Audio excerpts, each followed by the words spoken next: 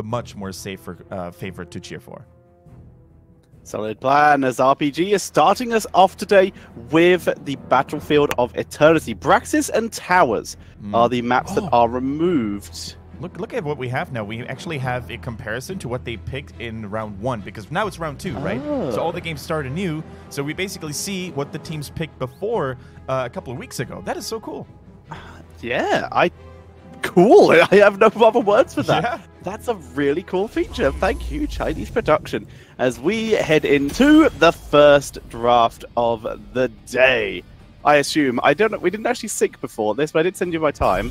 Of course. I'm sitting at 7.5 if nothing changed. Okay, I'm a full second ahead of you. Let's see. Yeah, 7.5 still very stable. Let's see if you can get there. Let me know. Yep, I will attempt to do that. And in the meantime, we're going to take a look at what happens in the draft here. Of course, BOE, a very team fight-oriented maps as such. Warriors like Garage really thrive, right? When you have the chance of constantly tossing someone into your team's backline, that is certainly something to be on the lookout for. And Garage in particular has been very strong and has even transcended into the Hero League meta whenever you play Hero League these days. I think it's either Diablo or Garage being picked very early in the Warrior department. And both of those warriors, of course, are very hard to take down. Diablo because of his massive health pool, and Garage because of his massive armor pool. Exactly. And speaking of things that are hard to take down, Malfurion. Very difficult to pin down these days without some form of hard CC due to the efficiency that all the players have with him. And the fact that we're mostly into, I would say, a potential double tank or single tank bruiser meta nowadays. Yeah. Making it much harder to dive past. There's a lot more peeling going on than there used to be. Unless you're in NA, there you have a one bruiser, no tank meta, apparently. Look, I mean, that's what happened yesterday between Simplicity and I think, who was the other team? Team 12. LFM. Yeah, I think it was LFM, but I can't recall correctly. Okay. So either way, yesterday I saw, when I watched HGC NA for a bit, I saw a Dehaka solo tank composition, if you will, and then it all just went super crazy from there, and both teams surprising a little bit. Going full China, I would want to say, but even in China, we haven't really seen a single Dehaka in quite some time. Instead, we see Medivh and ETC. That's certainly a lot more meta, following the global meta, with Medivh still being so powerful thanks to Arcane Explosion and the AoE shielding. And Murden actually being prioritized over Diablo. That's interesting. Yeah, that is quite strange. However, it kind of makes sense due to the fact ETC is one of the few tanks who can actually deal with Diablo, at least with general reason. Diablo likes to push other heroes into his team when he can, if he can get the jump on them. ETC is the worst hero. You can do that too. There is also a situation of, if you do not time your combo well enough, ETC's face melt is a instant interrupt for the overpower, meaning that you can he can prevent Diablo from getting the reset. Yeah, definitely true. So if you interrupt Diablo by knocking him back or stunning him altogether, his combat efficiency is going to be reduced quite significantly here. So Murden, of course, is not really a shabby pick either. You can even go for some sneaky strategies, the Haymaker, if you want to, let's say, knock someone away from the portal from for the Medivh. So let's see what kind of Murden we're going to see here, actually. Whether Soa has prepared something special, or if it's just going to be your good old Avatar Murden. Now, Greymane, of course, being tackled here, because right now you can see quite the pattern for both teams. Reducing the pool of strong, sustained damage dealers for the boss, for the Immortal race, right? No Hanzo, no Zeratul, no Greymane. Those are all splendid auto attackers. And in that case, you basically want to lower the speed of which teams can use during those Immortal races. Yeah, but it is interesting. If we were to see the Greymane be removed, we would also be running very low on pokers, opening the doors for heroes like Li Ming to try and counter the Junkrat in that particular aspect. Instead, it's going to be Malthael, the solo lane, being removed here. Again, very sensible. Good immortal damage, great in the solo lane, even though Sonya has yet to be picked. I'll expect that to be picked up by RPG in this rotation. Yeah, it depends, right? If you pick up Sonya, you basically secure her for yourself if you don't want to give it over to the enemy team, which would make a lot of sense. If you want to be a little safer, then I guess you don't pick the solo laner now and wait what the enemy team has to then counter it, right? The team that always has last single pick can then adjust to the solo lane and maybe help their solo laner out a little bit by knowing what the enemy team has. However, both ways would make sense, and they go indeed for the safer round, okay? And they go Tychus and Stukov. Now, go for it, go for it. No Greymane. That was it. No Greymane, exactly. That is very interesting. So basically, they prioritize tank shredding capabilities and fight control with the Odin potentially over stronger Immortal racing. So they're still confident, you know, we're going to win that race by priorly decimating the ranks of the enemy team. And that's what they're all about, right? Going for sneak attacks, surprise attacks with a Medivh portal near the Immortal, take down 1 or 2 members, and then go back to finish the enemies.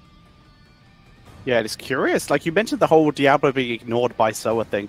The problem with that is, yeah, maybe it might not work with their comp, but it does really work with RPGs. The whole Portal Diablo combo is very scary. Leyline Apocalypse, etc. They are a go-to combo. And as much as it doesn't look like RPG may even consider going down that route, they might go something else instead, it's still been left open.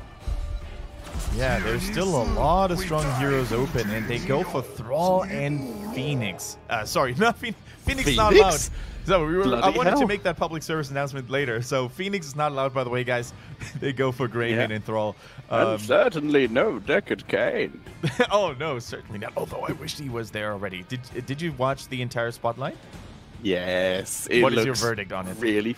It looks really fun. It's enough support, so I'm already on board. Yes. I'm going to become a Deckard Cain main in every lane. I'm gonna get up to Masters and I'm gonna target pick it from you. Artanis coming in. I was thinking about another tank and I didn't want to go Diablo because it was just so tanky. Their comp just had already ETC. So what they do, they bring out a damage bruiser and pick up their solo laner at the same time, because the solo lane from the side of Soa is kind of non-existent. They've got Junkrat maybe for poke. No matter what happens, the person who goes in that lane will lose if it's Junkrat. Greymane for burst. Artanis is a bit more immune to burst. Or Thrall for, once again, more poke, but can't really just out-duel Artanis in terms of a one-on-one fight, because Artanis has too much health. Yeah, this is going to be very interesting. Now, I actually thought they would go for a solo tank and then just pick like another assassin or so in the solo lane.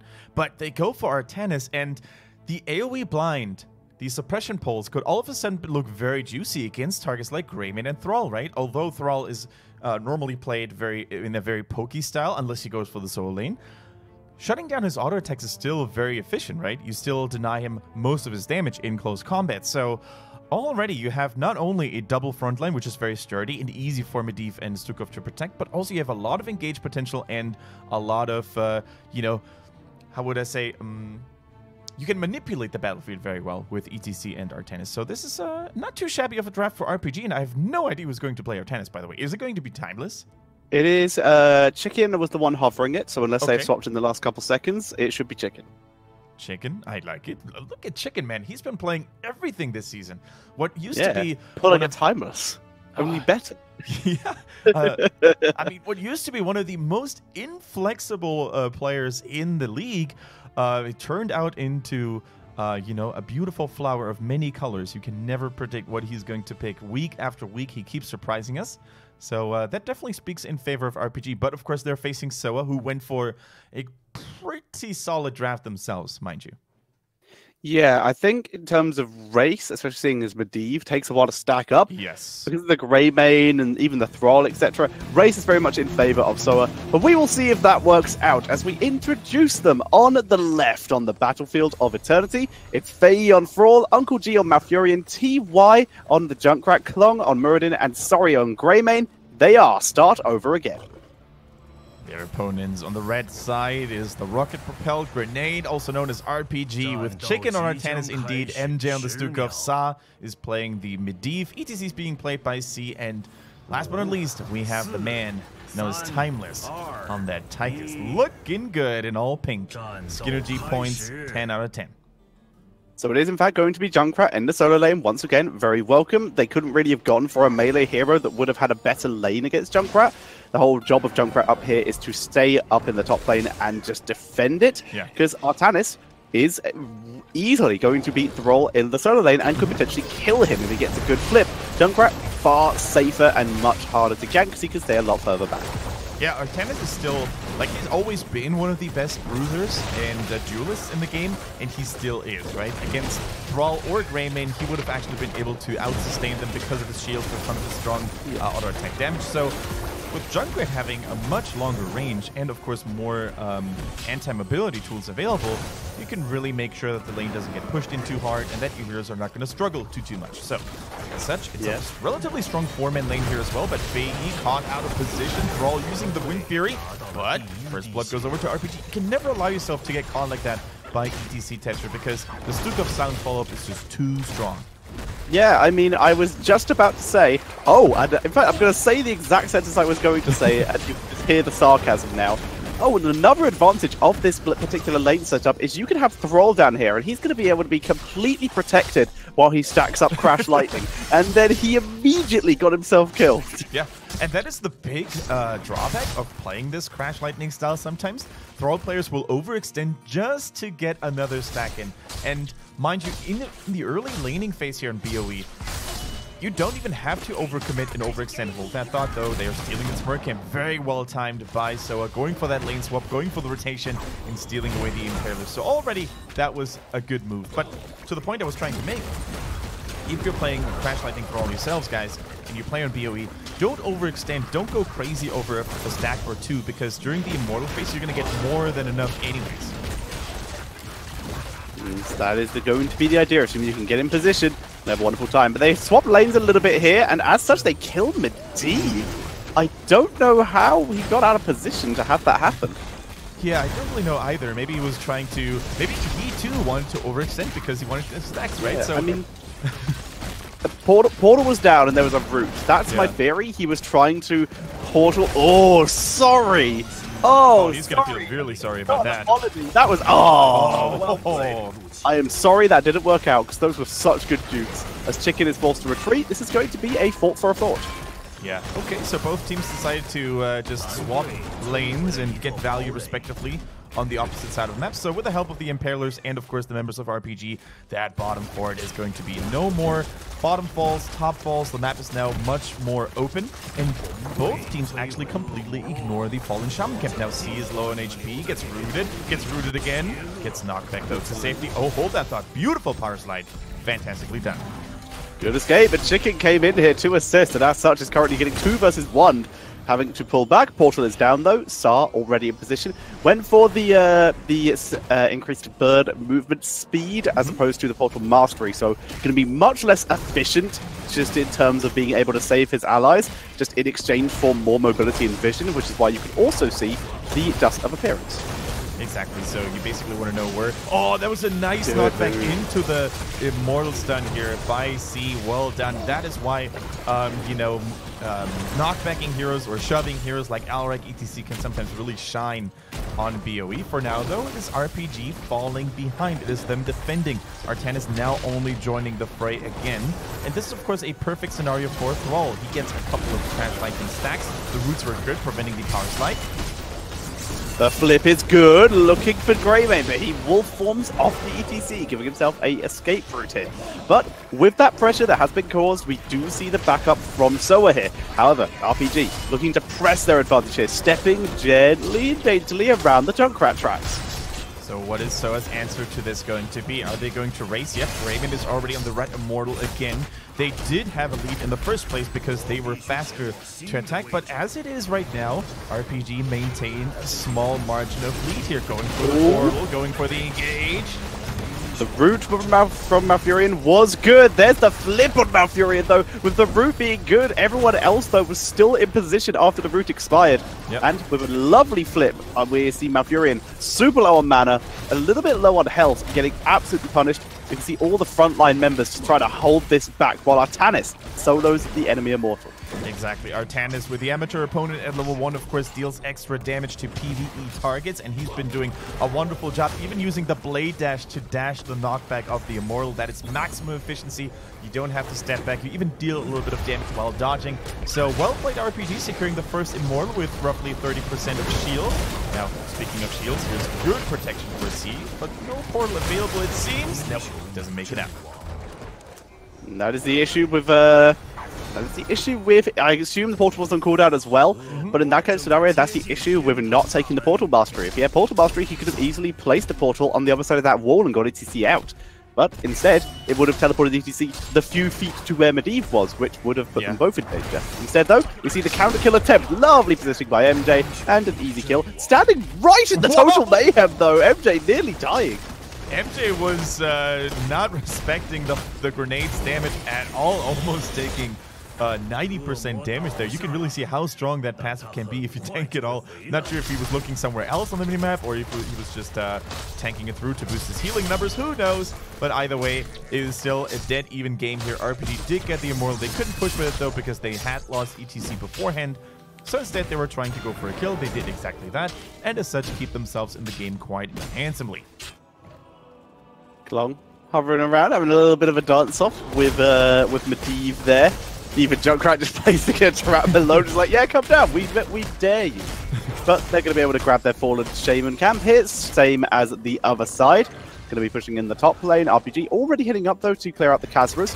Very mirrored game in this particular aspect. In fact, even structures still mirrored after that Immortal, because it was cleared up very quickly. Yeah, this looks like a very like a Western or Korean game almost. Both teams largely ignoring each other for the most part, trying to get level 10 as quickly as possible. No crazy Chinese brawls, no crazy HGC China bush metas here. Instead, it's just a very peaceful start, if you will. Now, of course, peacefulness will probably be over relatively quickly as both Chicken and RPG in the bottom are trying to go for moves. BCC in a little bit of danger, getting locked down. Portals there. Is there protection for him, though? Yes, there is. Grabs the fountain, the crash lightning just short of being enough to finish him off. So much healing there, of course. The ETC self healing, the guitar solo, then we had the fountain and the Stuka healing. That was quite the lifesaver here. Now Chicken needs to be careful. I think there is a gank already coming towards him. See, spotted maybe the Murden, but Chicken needs to know as well. When there's no more forward to fall back on, you're going to become a very promising gank target. But look at RPG. They're so late. They're still trying to deal with the bottom lane. They're probably trying to soak to level 10 because their opponents already are. So not even trying to defend this Immortal at all. So a very, once again, patient and calm move here. They're going to try to fight after the halftime show. That's going to be the plan. As you can see them all begin to subtly close in. Look at the game sense here by Chicken. Everyone from Sora rotates to the top lane. What does he do? He takes the longest possible route out so that he does not get caught out of position here. Exactly. He doesn't want to get caught by a Murden, by a Thrall route, by a Malf route. There's a lot of CC available, and if you get caught out of position, then you're most likely going to fall. So he took the super safe route. Now, of course, joins the ranks of his teammates. And we don't see Leyline Seal here, by the way. We see the Polybomb for more team fight mayhem. It's a good strategy here, trying to interrupt Twilight Dream or even interrupt the Riptide, if you are able. Junkrat just face-checking the bush that C is in, but then again, that is an unexpected bush to find C, and Sundering is used immediately to try and prevent it. Marsh Pit, point blank on the point suppression pulse. Here comes the Odin damage. Riptide to finally interrupt the Marsh Pit, but with one member dead in it. The second one about to go down as Chicken picks up the kill. Muradin is trying to disrupt in the back line, but is completely outnumbered and outgunned here. The Avatar, the only thing keeping him alive at the moment. One more, there it is. And Timeless picks up the kill. RPG is turning it up with patient play only to strike like a cobra at the enemy team when the moment was right. The moment was right when they realized that ETC goes in, protected by Medivh the entire way, and even Chicken on the Artanis with the force of will by Medivh, he becomes an unstoppable killing machine. Look at Chicken here in particular, but of course we see the three-man mosh pit all lined up so well, and now Chicken, he is fighting the entire world, unstoppable here. Murden completely isolated by his teammates, and from there on, it is just yet another mini portal and beautiful stutter stepping by Timeless as well to keep up the damage. Yeah, they lost Medivh though somewhere. I don't know when or where that happened, but Medivh is down, so as such, Rip stacks. I assume that not see the stacks flash up, but he's on the way, making the most of the extra movement speed this time. He will be here very quickly, as we see RPG continuing to pile on the pressure, this time actually pushing with their Immortal. They want this fort, and the Immortal easily tough enough to take it down, but it's already in melee form. Yeah, and here, of course, comes the celerity at level 1, the movement speed for Medivh. Very useful. He will be back in the fray just in time. If he hadn't picked that talent, it would have taken much longer for him to actually reach his teammates. Now we see the Concussion Might and the Sundering. Klong, though, once again struggling to stay alive, but with the help of all that anti-mobility, he does just that. The Riptide did a lot of damage to all the members of RPG, forcing them all to retreat. ETC even portals out for the sake of convenience. Everyone else able to escape via different routes. Good splitting, good splitting, and good escaping there by RPG. Now, despite RPG Tetcher getting all those immortals, their overall gain, or the lead they were able to establish in terms of overall XP, isn't really that high. In fact, they're still slightly behind. So Soa, although they weren't really team fighting that well during the immortal phases, they managed to soak and just basically get a kill here and there. The kill count still heavily in favor of RPG. So I don't know why RPG is so far behind, actually. They got more structures, more kills, but maybe they missed a little bit of soak in the meantime. Possibly, yeah, that is interesting. So weird, I guess they have just been missing XP, but I've been seeing our talented later several times, but I guess they have just been being out-soaked a lot of this time.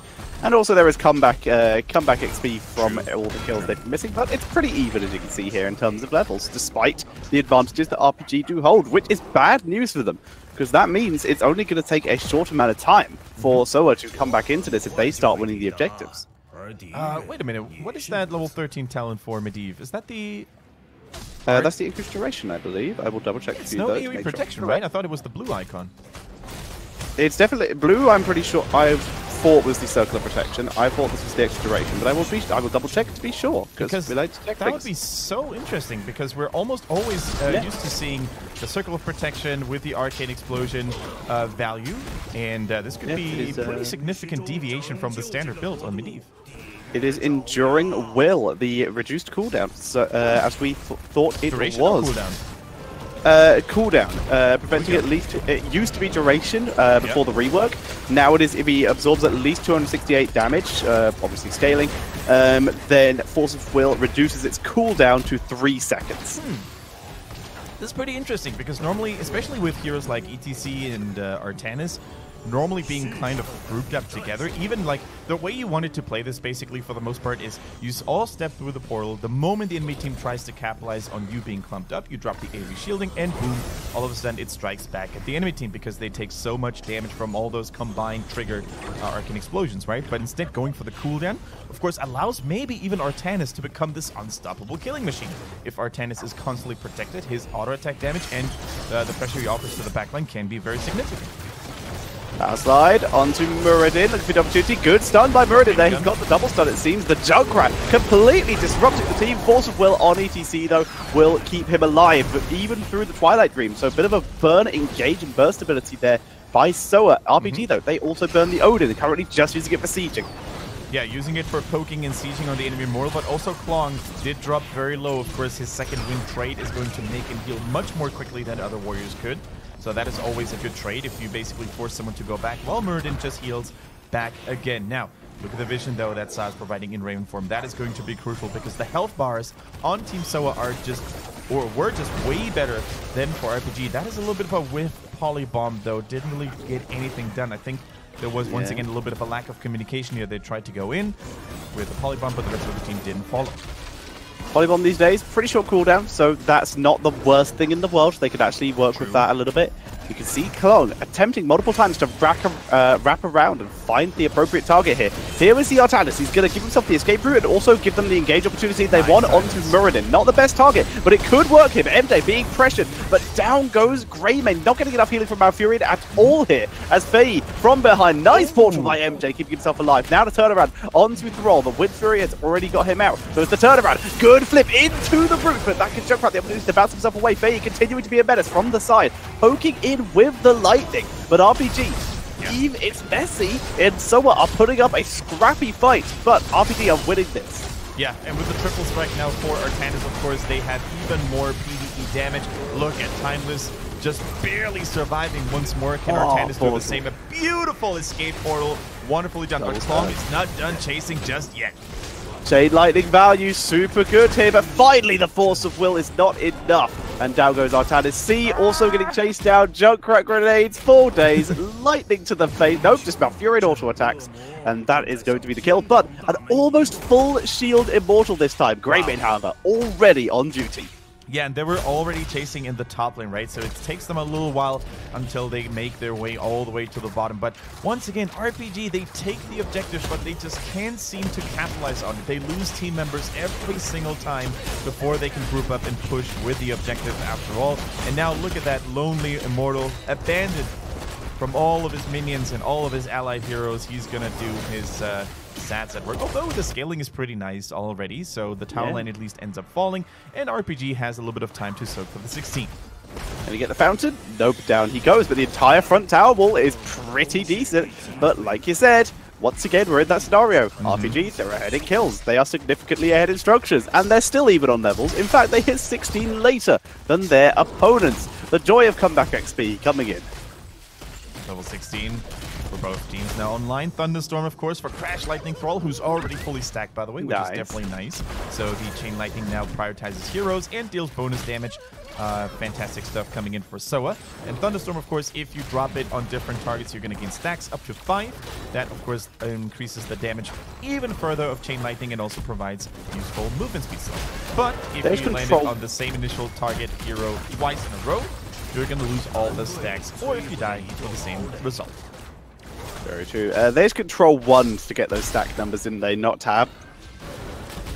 Because I didn't know if we were able to see the Medivh stacks. I'm afraid I missed it as well because I was only looking at Thrall. Yeah, I'm pretty sure it was on control 1, not tab. Obviously, control 1 being the bottom panel, which allows you to see most stacks. But there are certain things like the Muradin quest, for example, the base quest, any base quest line things that you can only really see via tab or selecting the hero itself. Okay, now look at RPG's top lane. It's getting pushed in heavily. And instead of actually going there themselves, they're trying to steal away yet another Merc camp, which is very smart. It basically forces Soa to stay in their own half of the base, trying to, keep those side lanes clean. And look at the timer as well. 10 seconds until the Immortals descend. And this is so smart because that could really give them the halftime show. Like, this one mercenary camp can give them the first 50%. And from there on, if they go for yet another good team fight, they could actually take yet another more. But good positioning here. Good positioning for Soa. Relatively close to their Merc camp so they don't have to run all the way to defend it. Here we see the pressure coming in. C trying to take down Clog, but Clog is tanking through it like a master. Malfurion looking for the opportunity. He's already got the Twilight Dream off. As Sar is now being pressured himself. I don't know if he switched on stacks. Murid, we see actually Thrall has completed his second quest of the game here. But RPG, they were all able to retreat thanks to some great portals. It is so crucial for RPG to stay alive here. If they can just tap it up, if they get more healing by Stukov, then they can sooner or later, I presume, really good positioning locations here. Really good defense positioning. Because look at the bottom lane. The former camp that was actually supposed to be Soa's is already doing work, so it forces them back. At least 1 or 2 members need to defend this because one fallen Shaman camp is oftentimes enough to take down a keep, but up to this point, they maintain the team fight. Mosh pit interrupted with no one around anyway. It's immediately cancelled, but it's the full cooldown here because you did hear the guitar itself starting. As we see the positioning setting up, Artanis gets the swap, but not over the wall, which means Junkrat has a much safer position, able to move round the Stukov route, Stukov silence, and gets himself to a safe position. The RPG, they are blowing so many huge cooldowns just for the attempt at a pickup. Exactly, they just can't seem to get the lockdown they are looking for. The Artanis swap was good, but ETC missed the power slide, so no follow-up CC. They're actually trying to just get a little bit of experience themselves here in the top lane. ETC does not have stage dive, so I'm not really sure if I agree with his short excursion here to the top lane. However, he will be back for the halftime show. Now, look at the damage on the bottom keep, though. They were actually taking quite the critical blow here, Team Soa, that is. But now they're posturing up. They're trying to ideally fight under their own Immortal because of additional support here. What can they do? Klong, of course, becomes tankier and tankier by the minute.